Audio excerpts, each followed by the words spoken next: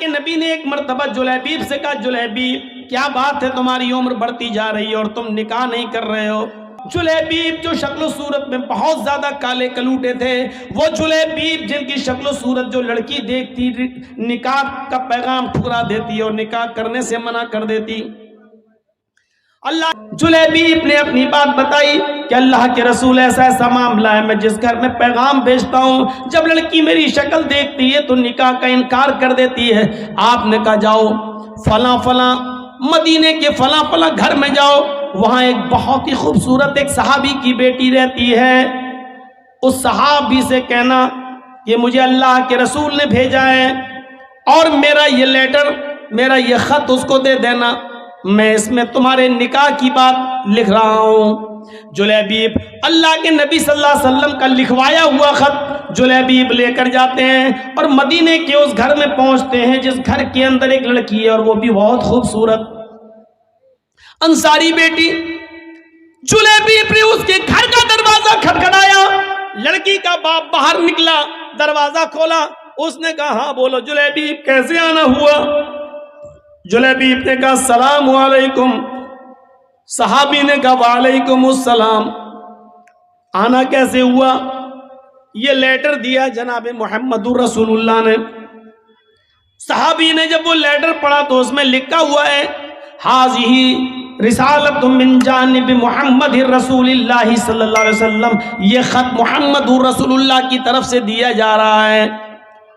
آپ نے اس صحابی کا نام لکھ کر کہا تمہارے گھر میں ایک بیٹی ہے، میں جانتا ہوں کہ وہ بیٹی بھی بالغ ہو چکی ہے اور تم کہیں نہ کہیں اس کا نکاح کرنے والے ہو، میری نظر میں جلیبیب بہت نیک لڑکا ہے، لہٰذا اپنی بیٹی کا نکاح جلیبیب سے کر دو، اور یہ میں تمہیں مشورہ نہیں دے رہا ہوں بلکہ یہ میرا حکم ہے کہ تم اپنی بیٹی کا نکاح جلیبیب سے کر دو۔ جلیبیب کا چہرہ دیکھتا وہ صحابی، کہتا یہ کیسے ہو سکتا ہے، بیٹی میری ہے اور جلیبیب کی شکل و صورت اتنی بھیانک، اتنی کالی شکل و صورت ایسی، کہتا ہرگز نہیں، میں اپنی بیٹی کا ہاتھ تمہیں کیسے دے دوں؟ جلیبیب کہتے ہیں میں کہاں کہہ رہا ہوں، مجھے تو اللہ کے رسول نے یہ لیٹر دے کر بھیجا ہے۔ اندر سے جب لڑکی جلیبیب کی اور اپنے باپ کی بحث سنتی ہے تو تھوڑا سا باہر نکل کے آتی ہے اور کہتی ہے ابو جان کیا بات ہے؟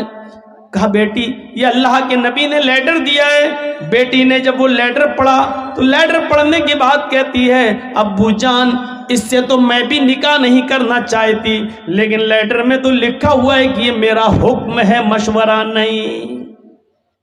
اللہ کے رسول کا حکم اگر ہم نے نہیں مانا تو ہماری آخرت بھی برباد ہو جائے گی اور دنیا بھی برباد۔ نبی اکرم کا فیصلہ ہمیں ہر حال میں ماننا ہے۔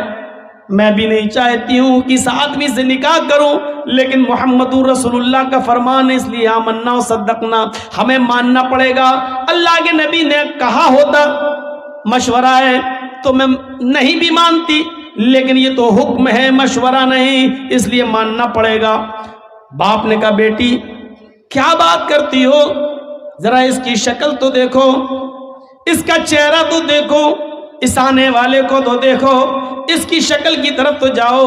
بیٹی جو جواب دیتی ہے اس کو اردو کے ایک شاعر نے یوں نقل کیا ہے کہ بیٹی بولتی ہے نہیں نہیں، کہا ابو نے بیٹی اس آنے والے کی طرف دیکھ، بیٹی کہتی ہے نہ آنے والے کو دیکھ، نہ جانے والے کو دیکھ، نہ آنے والے کو دیکھ، نہ جانے والے کو دیکھ، دیکھنا ہی ہے تو خط کے بھیجنے والے کو دیکھ۔ باپ نے کہا بیٹی مانا تیری بات صحیح ہے، لیکن ذرا اس کی شکل و صورت تو دیکھو، بیٹی تو کیسے اس کے ساتھ رہے گی؟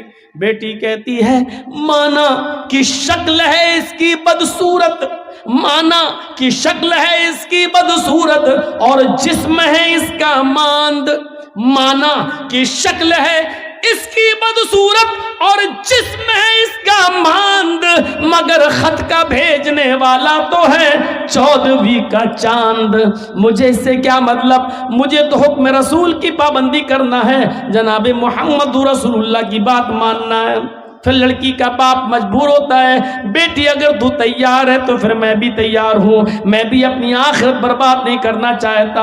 اور اس باپ نے اپنی بیٹی کا نکاح اللہ کے رسول کے بھیجے ہوئے اس قاصد حضرت جلیبیب سے اپنی بیٹی کا نکاح کر دیا۔ اس بیٹی کا بیان ہے کہ جلیبیب سے اللہ کے نبی نے مجھے جو نکاح کرایا ہے، اس جلیبیب نے مجھے اتنا پیار دیا کہ میری زندگی ایک مثال بن گئی۔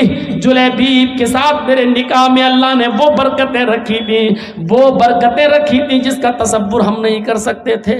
تو میرے پیارے ساتھیوں، حکم رسول دیکھو، شادی کے اندر آسانیاں پیدا کرو، اپنی بچیوں کے لیے بھی اور اپنے بیٹوں کی شادیوں میں بھی آسانیاں پیدا کرو۔ اللہ کے نبی نے فرمایا سب سے بابرکت نکاح وہ ہے جس کے اندر خرچہ سب سے کم ہو۔ حدیث دیکھ رہے ہیں، سب سے بابرکت نکاح وہ ہے، سب سے زیادہ برکت والا نکاح وہ ہے جس میں خرچہ سب سے کم ہو۔